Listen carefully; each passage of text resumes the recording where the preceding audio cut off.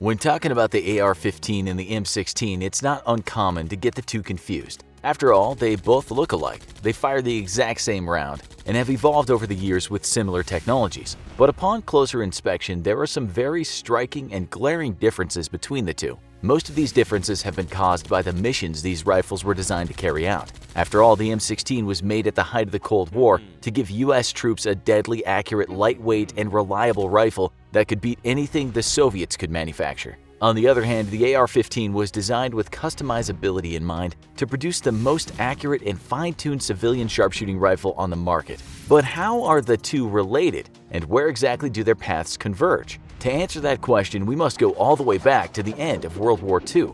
At the end of World War II, each branch of the military conducted numerous studies on how their service had performed during the war and where they could make technological and tactical improvements. One of those studies was conducted by the Army in assessing the effectiveness of their primary rifle, the M1 Garand. The findings of the report were shocking. On average, it was found that almost 80% of troops who had experienced combat had never fired their weapon. The study ultimately concluded that the reason why the average infantryman rarely, if ever, actually fired his weapon in combat was his individual belief that his efforts of firing a single shot at a time would not affect the outcome of the battle, and felt outclassed by larger weapons or an unseen enemy. An interesting finding of the study was that those who carried the Browning Automatic Rifle, or BAR, actually beat the statistic, and these men fired more often than their rifle-carrying counterparts.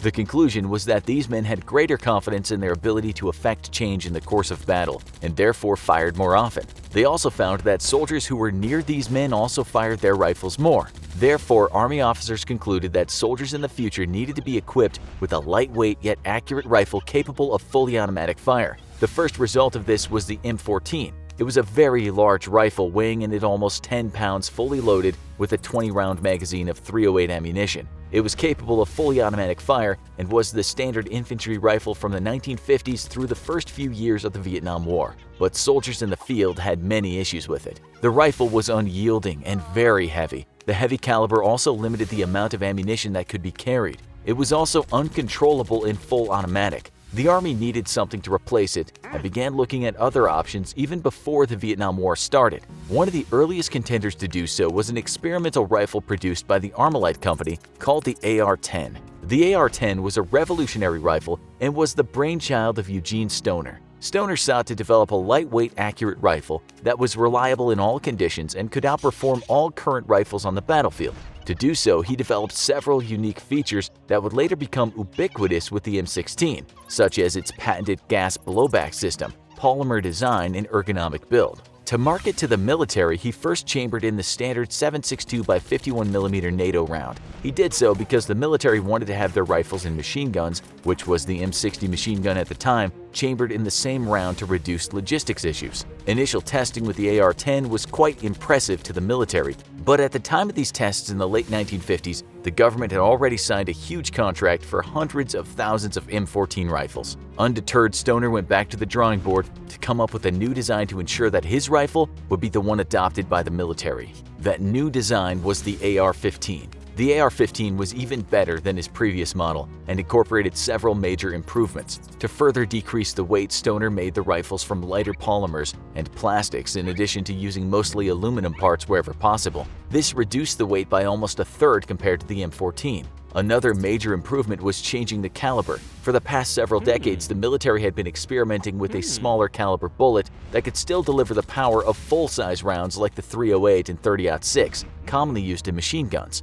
The AR-15 model was the first to ditch the desire for a full-sized cartridge in favor of a more compact and lighter, yet powerful round called the .223 Remington. The benefits of using a smaller round took into consideration the years of study of wound ballistics, where heavier, higher-velocity rounds simply passed through targets, but smaller, medium-sized rounds tumbled and caused wound cavitation, the expansion of pressure inside a target, which caused more damage. Medium-sized rounds like the .223 also enabled troops to carry more ammunition than before and created less recoil, meaning more accurate shots and more controllable fully automatic fire. Stoner was eager to get his creation in front of the military and went to some unordinary measures to do so. At a 4th of July celebration in 1960, he approached a high-ranking general in the Air Force and gave him an impromptu test demonstration. Stoner set up a range of watermelon targets at 50, 100, and 150 yards and asked the general to shoot them. The general was so impressed by the rifle that he requested 100,000 on the spot. This ambitious order was later revised to 8,500 a year later, but Stoner had just won a huge step forward in marketing his rifle to the military. Rigorous testing by the U.S. Air Force and Army followed Stoner's personal demonstrations for top military brass. All tests proved highly satisfactory and listed the rifle as highly reliable and accurate. The Air Force was the first service to widely adopt the rifle in the early 1960s, and once Vietnam started to heat up, the Army was soon to follow. Within a few years, it was the main battle rifle of the U.S. military in Vietnam through today, until its gradual replacement by the M4 carbine. Fundamentally, the M16 and the AR-15 are built and function the same. The main components of both rifles are a lower and upper receiver, a barrel, front and rear sights, a magazine well, a charging handle, a bolt assembly, a buttstock, a trigger assembly, and a compensator. The upper receiver carries the barrel and bolt assembly, while the lower receiver houses the trigger, firing mechanism, and magazine well. These are connected to the rifle by Stoner's iconic push pins first adopted in the 60s. How the rifle works is when a magazine is inserted into the magazine well, the first round is put into the path of the bolt. When the charging handle is cocked back, the bolt carrier assembly is now under pressure and pushes the first round into the chamber when it's let go. As the round is seated inside the chamber, the bolt assembly rotates and locks the bolt into place. Doing so prevents the unintended loss of gas pressures when the bullet's fired. The round itself is fired when the trigger, which is attached to lugs that prevent the hammer from going forward, is pulled. The hammer then strikes the firing pin, which in turn hits the primer on the round. The primer causes a small explosion that ignites the powder inside the cartridge, sending the bullet down the barrel. After the round is fired, a small amount of gas enters what's called the gas tube at the end of the barrel. The hot, pressurized gases are then forced into the bolt assembly. When the pressure is great enough, which happens in fractions of a second, the whole bolt assembly is forced rearward and a reverse process ensues. As the bolt carrier travels backward, it unlocks and rotates what's called the extractor. The extractor is the portion of the bolt carrier that pushes the spent casing out of the chamber. The excess gases that were once pushing on the bolt carrier now push on the spent casing as well and force it out of the extraction port. While the bolt carrier travels backward, it also cocks the hammer again. Basic physics tells us that every action has an equal and opposite reaction, so when the gases stop pushing, the bolt assembly slides forward. Doing so pushes another round into the chamber and the rifle is ready to fire once again. Since the design of the original M16, there have been several variations to come out that have improved on the initial model, whether for ironing out design flaws or adapting to the needs of the US military. The very first M16, the one most similar to the AR-15 it was derived from, was the M16A1. This model is the classic one that people recognize from all the shows and films about the Vietnam War. The next version to arise in the 1980s was the M16A2. This model came about when the military wanted to shift away from the spray and pray mentality of fully automatic fire and instead focus on marksmanship. Hence, the major change with the M16A2 was making it only semi-automatic or burst fire capable. The M16A3 came out during the 1990s and briefly went back to the fully automatic firing mode of its predecessor. However, as modern battlefields changed once more from the Cold War-style confrontations of massed armies in small areas to fighting smaller-scale engagements over large distances, the services adopted their final change to the M16A4. The M16A4 reverted back to the M16A2 design of being capable of only semi-automatic and 3-round burst fire capability. Another major change was the addition of a rail system on both barrel and upper receiver. By adding this rail system, the new design enabled advanced optical sights, lasers, and flashlights to be added or exchanged with ease, thereby increasing the capability of the average rifleman greater than ever before. As far as raw data, the AR-15 and M16A4 are close contenders. The M16A4 and AR-15 both weigh in at about 7 pounds fully loaded. The M16A4 has an average effective range of 550 meters, while the AR-15 lags behind, with most firearm experts agreeing that the effective range for civilian shooters are between 400 and 600 meters. Both rifles are also manufactured standard with the .223 Remington round. While the AR-15 and M16A4 are both based on the same core design, there are a variety of features, both functional and cosmetic, that would make one better than the other. One of the main differences in the AR-15s and M16s is the closed third hole in the sear. The sear is the portion of the rifle that determines what mode of fire it can shoot in.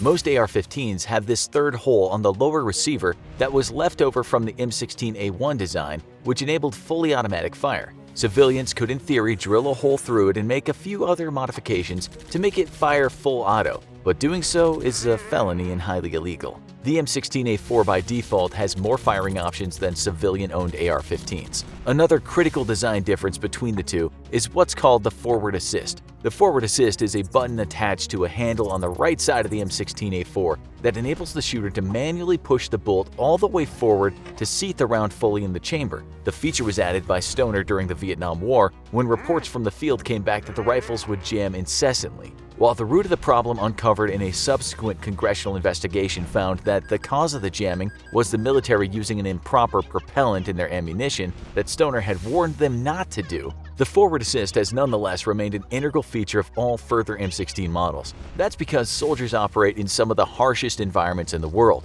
and while they may clean their rifles frequently, dirt and debris always quickly find a home inside rifles, which makes the addition of a forward assist crucial to ensuring reliability. AR-15s, on the other hand, do not come standard with a forward assist. While some certainly do, there are no standard models of AR-15s like there are M16A4s for the military. Civilian and police shooters face a more arduous task of clearing jams and malfunctions than their military counterparts. The AR-15 does have the advantage of customizability, especially with mixing and matching of uppers and lowers. One of the benefits of this is allowing shooters to modify the caliber of their rifle from the standard .223 up to a 50 caliber BMG, or even down to pistol cartridges like the 22 or 9mm. While having the ability to change out calibers using different receivers does provide a lot of versatility, it's not something that can be done in a firefight and is somewhat cost prohibitive both for the receiver and the often rare ammunition that's shot through them. AR-15s also have the advantage of a wide range of magazines that can be used with a rifle, including a 100-round drum magazine, since the M16A4 is only issued with the standard 30-round magazines the military has used for years. M16s do beat out the AR-15 in another feature, and that's the addition of the chrome-lined barrel. During the Vietnam War, it was discovered that by plating the inside of the barrel with chrome, the life expectancy of the barrel could be increased and the amount of corrosion decreased. While the effect of chrome-lined barrels on accuracy is still a hotly debated topic, the fact that they increase reliability is a proven concept. AR-15s have the option of chrome-lined barrels, but this feature is an additional cost for the buyer and does not come standard in all AR-15s. The last few differences between the two are merely cosmetic and demonstrate the military utility of the M16A4 over the AR-15. The M16A4 comes standard with a carrying handle, while most AR-15s do not, in favor of extra space for rails to put scopes, sights, and other gadgets. AR-15s usually do not come with a bayonet lug either, and some do not have sling studs to mount on a sling, which would make carrying long distances cumbersome and tiring. In order to determine which one is better, it would really depend on what the rifles were needed for. If the user needed a rifle to arm a large group of people for combat, the M16A4 would definitely be the choice due to its increased reliability and standard configuration that makes manufacturing, training, and employing large quantities of rifles both efficient and at a lower cost. If the user wanted the ability to customize to get the most out of the AR-M16 platform, the AR-15 would undoubtedly be the winner due to the wide range of calibers, gadgets, barrels, and magazines that can be interchanged to produce the most effective rifle possible. However, the capacity to equip large armies with this kind of setup is not likely due to the small limited market of these calibers and high cost. As for saying which one is better, it's best to say that the M16A4 would outclass most AR-15s in a battlefield environment, but that the M16A4 could be outclassed in the civilian world, say in a marksmanship competition, due to the amount of customization that can be done to it.